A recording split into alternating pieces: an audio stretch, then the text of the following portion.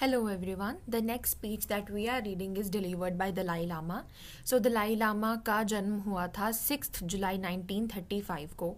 ये आपके 14th दलाई लामा है.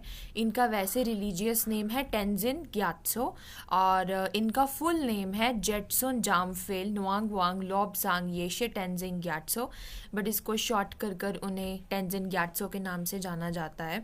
इनका बर्थ हुआ था टाक्सर विलेज में एंड ये प्रेजेंट के दलाई लामा है.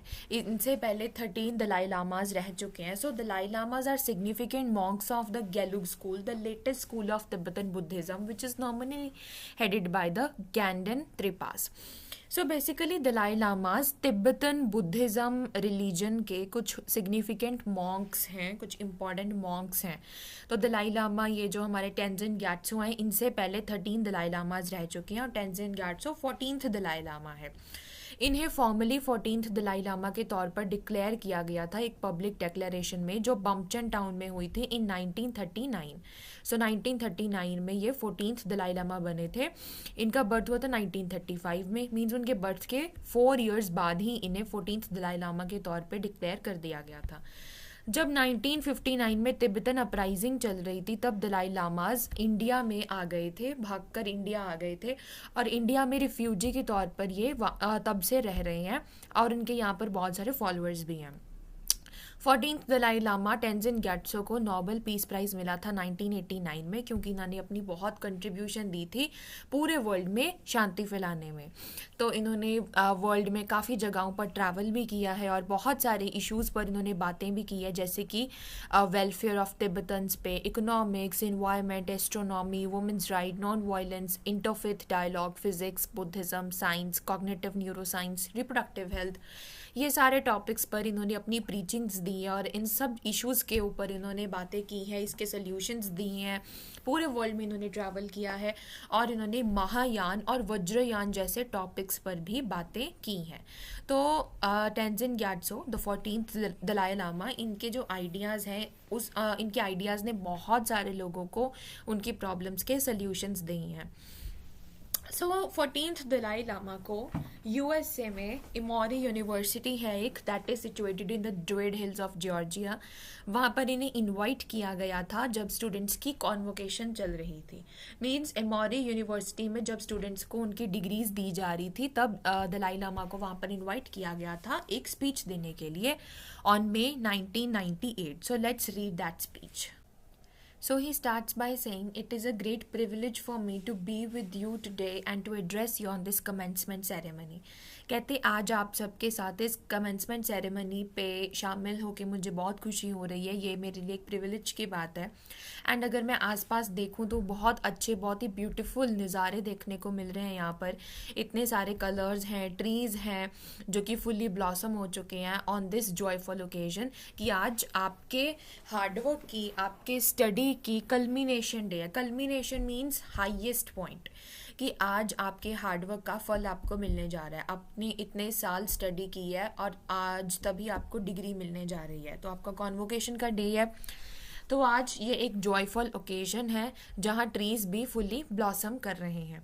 सो naturally all of you who are receiving degrees today, कहते आप सब लोग जो आज डिग्रीज ले रहे हैं यहाँ पर, आप सब तो ग्रेट एक्साइटमेंट के साथ पार्टिसिपेट करेंगे ही करेंगे ये वाली सेरेमनी में, ग्रेट एंटिसिपेशन के साथ भी. बट आज ऐसे लग रहा है जैसे सन भी पार्टिसिपेट करेगा आपके साथ, क्योंकि उस दिन काफ़ी अच्छी धूप निकली हुई थी और मौसम का भी अच्छा था. तो उस चीज़ को डिपिक्ट करने के लिए उन्होंने ये लाइन बोली. तो कहते first of all I would like to take this opportunity. First of all मैं आप सबको कंग्रेचुलेट करना चाहूँगा कि आज आपको डिग्रीज़ मिल रही हैं, और मैं अप्रिशिएट करना चाहूँगा आपके फैकल्टी मेंबर्स के हार्डवर्क को. इस यूनिवर्सिटी में जितने भी फैकल्टी मेंबर्स हैं, टीचर्स हैं, स्टाफ मेंबर्स हैं, इन सब ने भी बहुत हार्डवर्क किया है आपके एजुकेशन को सक्सेसफुल बनाने के लिए. तो उनको भी मैं अप्रिशिएट करना चाहूँगा. एंड ऑफ कोर्स मैं अपनी पर्सनल अप्रिसिएशन देना चाहूँगा खुद को, क्योंकि मुझे भी एक डिग्री आज मिल रही है. सो मैं खुद को भी कंग्रेचुलेट करता हूँ.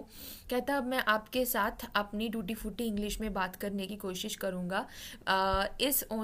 सिर्फ यही वाली सेरेमनी में मुझे लगता है कि मेरी इंग्लिश सूट नहीं करेगी, बट टाइम सेव करने के लिए और आपके साथ डायरेक्टली कम्युनिकेट करने के लिए मैं अपनी टूटी फूटी इंग्लिश को ही यूज़ करूँगा. सो कहते हैं one of the unique things about humanity, humanity के बारे में, इंसानियत के बारे में सबसे ज़्यादा यूनिक बात ये है कि इंसानों के पास दिमाग है। We humans have the brain, और ये ब्रेन हमें कैपेसिटी देता है, क्षमता देता है टू थिंक, सोचने की, एंड टू मेमोराइज, कुछ चीज़ें याद रखने की। So we have something that can have very special qualities. हमारे पास एक ऐसी चीज़ है जिसमें बहुत स्पेशल क्वालिटीज़ हैं, और ये चीज़ सबके पास नहीं है। बिकॉज ऑफ दैट कहते इसी के कारण हमारे पास ब्रेन है, उसके कारण एजुकेशन एक बहुत ही इंपॉर्टेंट चीज़ बन जाती है हमारे लिए। कहते आई बिलीव, मैं ये मानता हूँ कि एजुकेशन एक इंस्ट्रूमेंट के जैसे है। इंस्ट्रूमेंट फॉर एग्जांपल कोई पियानो है, कोई गिटार है, वो भी तो इंस्ट्रूमेंट ही है ना। हम उसे यूज़ करके कितनी अच्छी साउंड्स क्रिएट कर सकते हैं। तो कहते हैं एजुकेशन भी एक इंस्ट्रूमेंट की तरह है। अब ये उस पर्टिकुलर इंसान पर डिपेंड करता है कि वो इस इंस्ट्रूमेंट को कैसे यूज़ करता है, उसको प्रॉपरली कंस्ट्रक्टिवली यूज़ करता है या उसको ऐसे ही वेस्ट कर देता है। एक साइड पर हमारे पास एजुकेशन है और एक साइड पर हमारे पास है एक गुड पर्सन बनना। ओके, सो एक गुड पर्सन होना कौन होता है, मतलब एक गुड पर्सन किसको कहते हैं? ऐसा इंसान जिसके पास एक अच्छा दिल है, the person with a good heart, a sense of commitment, जिसके पास कमिटमेंट है, जो एक बार अगर किसी चीज़ को सोच ले कि मुझे ये करना है तो वो करके ही रहता है, and a sense of responsibility, जिस बंदे को अपनी जिम्मेदारियों के बारे में पता है। तो जिस इंसान के पास ये तीन चीज़ें हैं उसको हमें गुड पर्सन कहते हैं। कौन सी तीन चीज़ें? Good heart, sense of commitment and a sense of responsibility. अब जब एजुकेशन और एक वार्म हार्ट या कंपैशनेट हार्ट, अगर ये दोनों चीज़ें इकट्ठी हो जाती हैं, तभी आपकी एजुकेशन, आपका ज्ञान, आपकी नॉलेज कंस्ट्रक्टिव बनती है, आपको आपके लिए बेनिफिट्स लेके आती है। Then you are yourself then becoming a happy person. अगर आप एक अच्छे इंसान भी हो, you are a good person, आपके पास एक सेंस ऑफ रिस्पॉन्सिबिलिटी है, सेंस ऑफ कमिटमेंट है, और आपके पास जो थर्ड चीज़ उन्होंने मेंशन की थी, आपके पास एक गुड हार्ट है, और आपके पास नॉलेज भी है, एजुकेशन भी है, तो आप ऑटोमेटिकली एक हैप्पी पर्सन, एक खुशहाल ज़िंदगी जी सकते हो। पर आगे दलाई लामा कहते हैं कि अगर आपके पास सिर्फ एजुकेशन है, सिर्फ ज्ञान है, सिर्फ नॉलेज है, बट आपके पास एक अच्छा दिल नहीं है, आप एक अच्छे इंसान नहीं हो, तो आप खुश भी नहीं रह सकते। आप एक ऐसी ज़िंदगी फिर जियोगे जो कि मेंटल अनरेस्ट वाली होगी, आप कुछ ना कुछ हमेशा टेंशन में रहोगे, आप फ्रस्ट्रेटेड रहोगे। तो ये हमेशा होता रहेगा जब तक आप अपने अंदर एक अच्छी क्वालिटी नहीं लेके आते, जब तक आप अपनी रिस्पॉन्सिबिलिटीज़ को नहीं समझ लेते, जब तक आप अपनी कमिटमेंट्स को नहीं डिटरमिन कर लेते, तब तक। सिर्फ यही नहीं, बट अगर आप इन दोनों चीज़ों को कंबाइन कर लेते हो, कौन सी दो चीज़ों को? एजुकेशन को और एक वार्म हार्ट, गुड हार्ट को।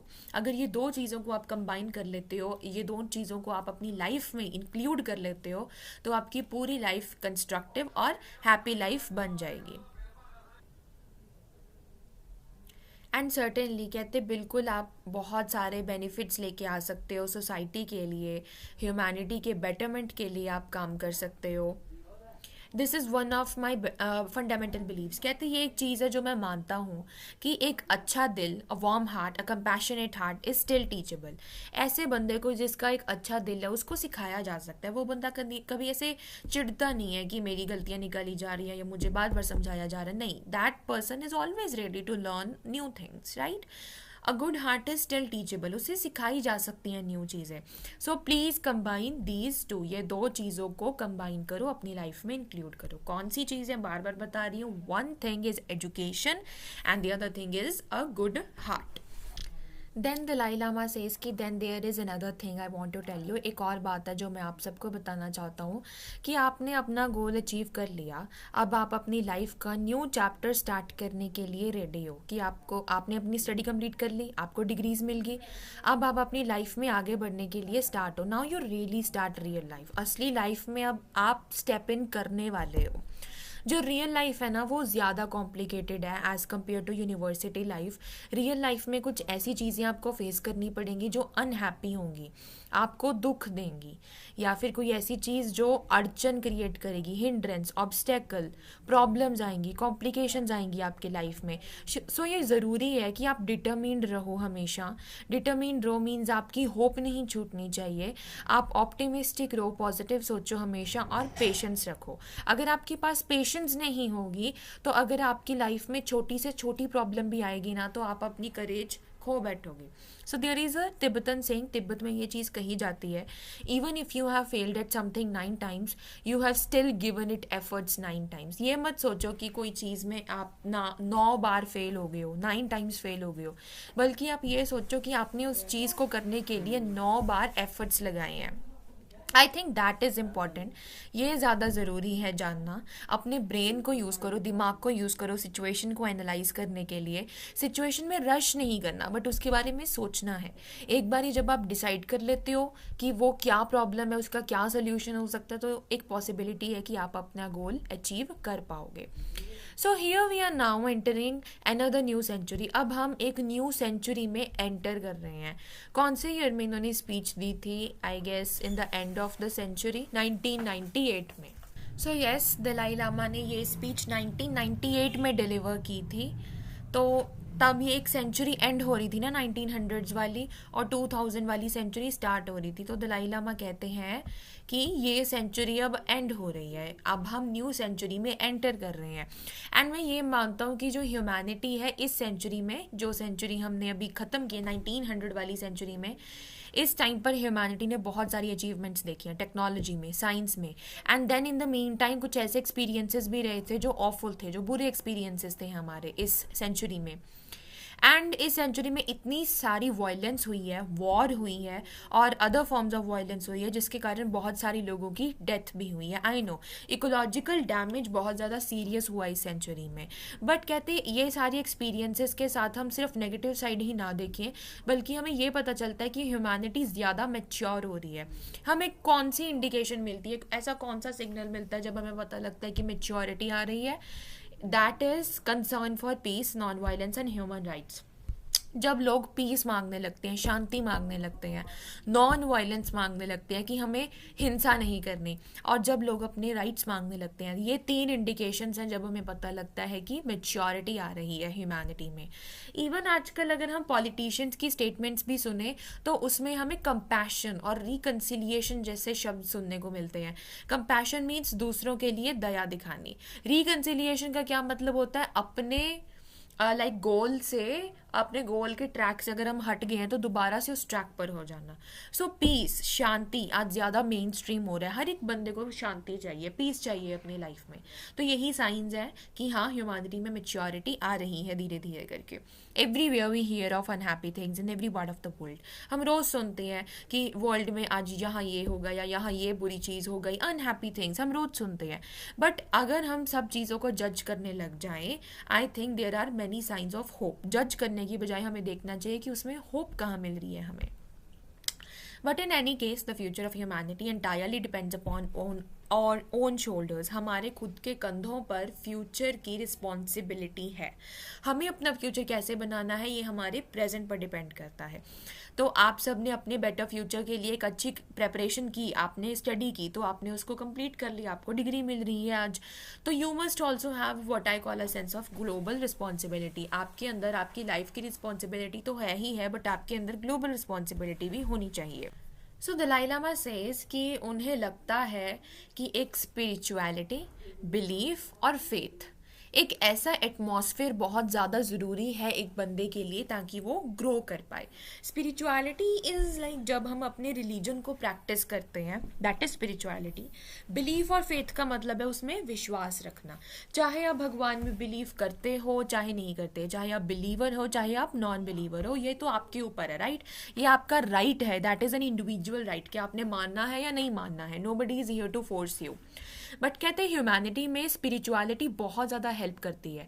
जब आप स्पिरिचुअलिटी को फेथ के साथ प्रैक्टिस करते हो, दैट इज़ वेरी यूजफुल. जब हम कोई भी प्रॉब्लम फेस करते हैं तो अलग अलग रिलीजियस ट्रेडिशंस हैं हमारे पास जिन्हें प्रैक्टिस करके हम अपना मेंटल पीस पा सकते हैं. Like for example, just an example, कि हमें लगता है कि हमारे घर में नेगेटिव एनर्जीज हैं या समथिंग इज इम्पैक्टिंग अस, तो हम अपने घर में पाठ करवा लेते हैं या हवन करवा लेते हैं, राइट. सो ये एक रिलीजियस ट्रेडिशन ही है, ये एक रिलीजियस प्रैक्टिस ही है, ये भी स्पिरिचुअलिटी के साथ जुड़ी हुई है. या कोई लोग मेडिटेशन करनी स्टार्ट कर देते हैं, दिस इज़ अ थिंग जो हमें मेंटल पीस दे सकती है। अब जो लोग स्पिरिचुअलिटी में बिलीव करते हैं, जो मानते हैं और जो रिलीजियस वैल्यूज़ को एक्सेप्ट करते हैं, वो इस फेथ को इम्प्लीमेंट करते हैं अपनी डेली लाइफ्स में, और इन्हें सिर्फ रिलीजियस ट्रेडिशन के तौर पे नहीं मानते कि हाँ क्रिसमस आ गया तो चर्च पे जाना है, या फिर कोई ऐसा फेस्टिवल आ गया, दिवाली आ गई तो गुरुद्वारा जाना, या समवेयर समवेयर कुछ फ्यू ओकेजन्स आ गई इंपॉर्टेंट वाली तो तब ही हम जाकर चर्च में जाते हैं या फिर अपनी विशेस को पूरा करवाते हैं। This is not the thing कि रिलीजियस एक ट्रेडिशन नहीं है ये रिलीजन को आप अपनी डेली लाइफ्स में एंटर करवाओ। सिर्फ जब हमें ज़रूरत होती है तभी हमें नहीं जानना होता किसी जगह पर, उसको हमें रोज़ याद करना है। एक्सेप्ट रिलीजन, अपने रिलीजन को एक्सेप्ट करो, मानो, एडमिट करो, एंड उसका एक सिंसियर प्रैक्टिशनर बनो, उसे प्रैक्टिस भी करो पूरी सिंसियरिटी के साथ। फाइनली कहते हैं मैं अपने डीप अप्रिसिएशन एक्सप्रेस करना चाहता हूँ एंड कंग्रेचुलेट करना चाहता हूँ वो सारे स्टूडेंट्स को जिन्हें आज डिग्रीज एंड सर्टिफिकेट्स मिल रही हैं। I think this is the first time in the states, in the US, ये यूनाइटेड स्टेट्स में मेरा फर्स्ट टाइम है कि मुझे एक ऑनरेरी डिग्री मिल रही है एक एक्चुअल सेरेमनी ऑफ कॉन्वोकेशन में, जब बाकी स्टूडेंट्स को भी उनकी डिग्रीज मिल रही हैं। तो मैं बहुत ज़्यादा खुश हूँ। और एक और रीज़न है कि मैं क्यों इतना ज़्यादा खुश हूँ कि इतने सालों की मेहनत करने के बाद आपको ये डिग्रीज मिल रही है, बट मुझे तो बिल्कुल भी पढ़ाई करने की ज़रूरत नहीं पड़ी, उसके बगैर ही मुझे आज डिग्री मिल रही है। सो दलाई लामा अपनी स्पीच में काफ़ी ह्यूमर वाला एलिमेंट भी लेके आते हैं, सो दैट वो डायरेक्टली कम्युनिकेट कर पाए स्टूडेंट्स के साथ। And basically he talks about life, he talks about pain, he talks about sufferings, and he talks about success. So basically जो अगर मैं समरी की बात करूँ तो इस पर्टिकुलर स्पीच में दलाई लामा बेसिकली कहना चाहते थे कि एक एजुकेशन और एक गुड हार्ट बहुत ज़्यादा ज़रूरी है गुड पर्सन बनने के लिए। गुड पर्सन बनने के लिए 3 चीज़ें चाहिए: sense of commitment, sense of responsibility and a good warm compassionate heart. अगर इन दोनों चीज़ की कमी होगी और सिर्फ एजुकेशन होगी, सिर्फ ज्ञान होगा आपके पास, तो आप एक फ्रस्ट्रेटेड ज़िंदगी जिएंगे और आप एक अनहैप्पी पर्सन बन के रहेंगे। बट अगर आपके पास ये दोनों चीज़ें होंगी तो आप एक हैप्पी पर्सन बन जाएंगे। और फिर वो कहते हैं कि स्पिरिचुअलिटी बहुत ज़्यादा ज़रूरी है प्रैक्टिस करनी, सो दैट आपको मेंटल पीस मिल सके। And then he talks about the real life कि रियल लाइफ में पेन है, सफरिंग है, ये आपको एक्सेप्ट करना पड़ेगा। अब आप यूनिवर्सिटी से निकल कर बाहर वाली दुनिया में जा रही हैं तो आपको पता होना चाहिए कि बाहर वाली दुनिया कैसी है, वहाँ पर हिंड्रेंसेस, ऑब्स्टेकल्स, प्रॉब्लम्स, ये सब चीज़ें आपको देखने को मिलेंगी, कॉम्प्लिकेशंस देखने को मिलेंगी। बट आपको अपनी सोफिस्टिकेटेड लाइफ से तंग आकर ऐसे क्विट नहीं करना है, बल्कि आपको ये चैलेंजेस को एक्सेप्ट करना है and you have to just move on, right? So this was all about this speech. Thank you for being here.